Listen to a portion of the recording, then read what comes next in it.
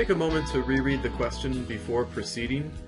The key to understanding this question is to realize that Tarzan, as he swings, is moving in a circular direction. And so at every point along that circular direction, the following equation would hold. And of course, in this equation, we have the net centripetal force, the mass of the object, its speed, as well as the radius of the circular path. So what we can do in this question is calculate the net centripetal force and compare it to the maximum value given in the question to see if the vine is going to break.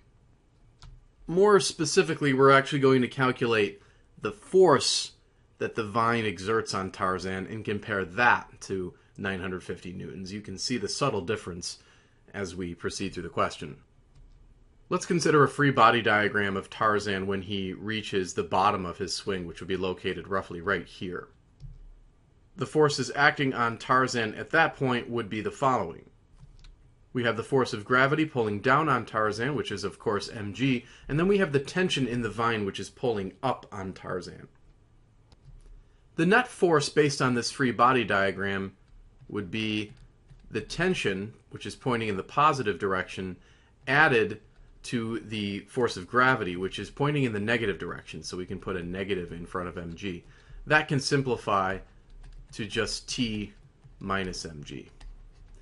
And so that net force right there is what we can actually plug in as our centripetal force.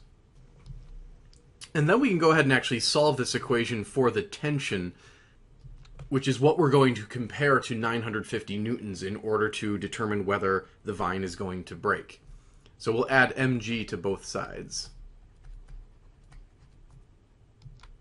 and have the following result for the tension in the vine.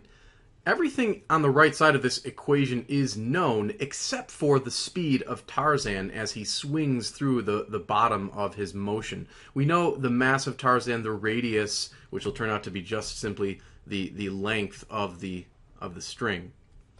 And of course we know the value of g. So the challenge to this question really becomes finding the speed of Tarzan at the bottom of his circular motion. And to determine that speed, we're going to have to look at energy conservation.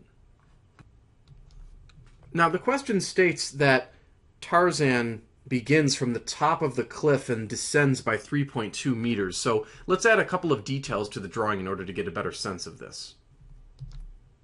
Let's imagine that Tarzan begins his motion here, and then as he falls and swings, ends his motion here. So we can even label over here the initial position of Tarzan, and then this as the final.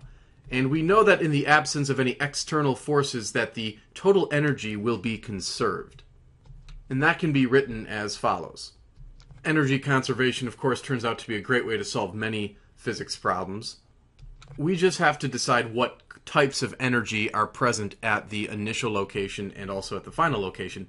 We presume that Tarzan began his movement at rest, and so the only energy that would be present here would be the gravitational potential energy. There would be no kinetic energy because he would not be moving at that point.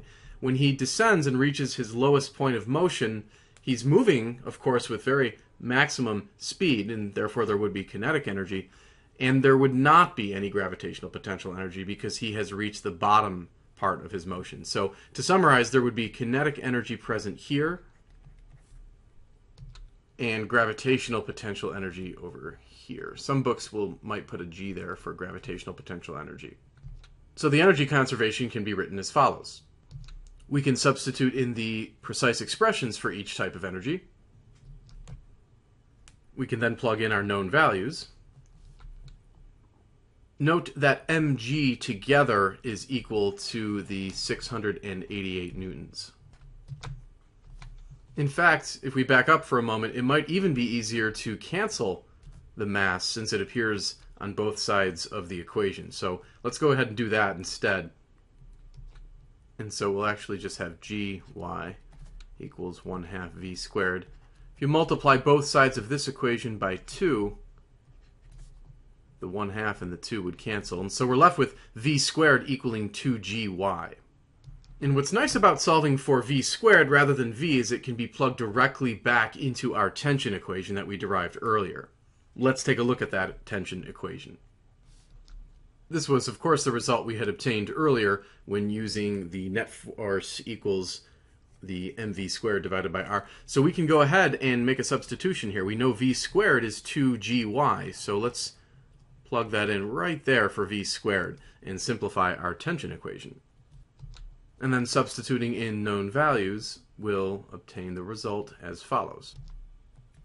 Note once again that you do have an mg right there, so together that mg will actually be the 688 newtons mentioned in the question. So there are the knowns, and we can go ahead and calculate the tension. And the tension turns out to equal 932.6 newtons, which is good news for Tarzan, because if it if it had exceeded 950 newtons, the vine would have broken. But because our tension that we calculated is under the 950 newtons, the vine should not break.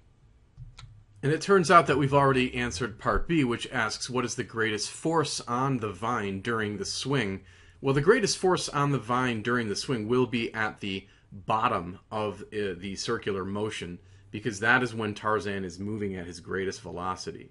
And so the greatest tension, since we calculated that at the bottom of the circular motion, will be the 932.6 newtons.